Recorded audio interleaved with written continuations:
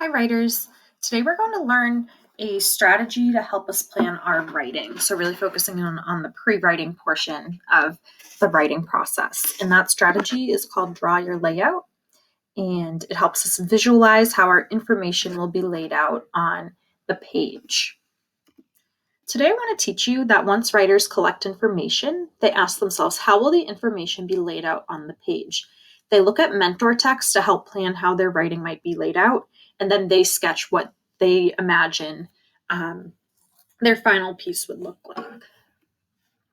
All right, so here's a mentor text from Scholastic News called A Struggle to Survive, and it is about the Pilgrim's Voyage on the Mayflower. So let's take a look to see how this text is laid out.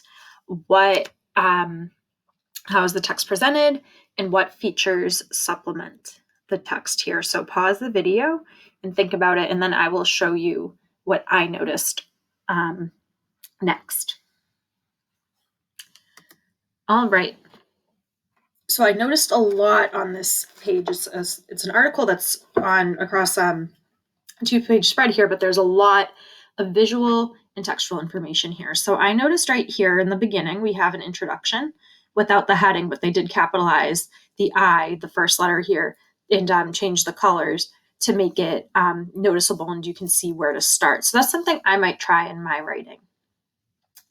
Next, I noticed pictures that match the topic of the pilgrims coming over on the Mayflower. So we have, I'm guessing, a painting here. We have some pictures of pilgrims and of a pig. I wonder what the pig has to do with this text, but pictures that go with the text, and that's something we can include in our writing as well. Next, I see headings that are bolded and in a different color from the running text. I noticed some maps might be helpful in some of our writing. And then I noticed a sidebar with some more information that relates to the topic of the pilgrims. And like I said, there's a lot that is included in the layout of this article. All right, so now I'm going to think about how I want my text to be laid out, realizing that we're using Google Docs and Google Slides, so it is probably going to be more pages than this article is. So we're being flexible with the setup here. And I drew what my first page might look like, just a quick sketch in my writing notebook. So I wrote my title up here, which I would probably color in different colors, and my name by Miss Gross. I'll have a text box here with the introduction, and notice I didn't include the heading for it. I thought maybe I'll try the capital letter up here. I'm not sure what the first word of my introduction is yet, but I have that planned. Here's the first section, types of roller coasters, which I have the heading labeled or colored in blue, which is different from what the color of the running text would be, and I'll bold it. Next, I put space for pictures. I'm not exactly sure what pictures, but I'll probably have pictures of different types of roller coasters, and I'll leave space to put captions for the pictures.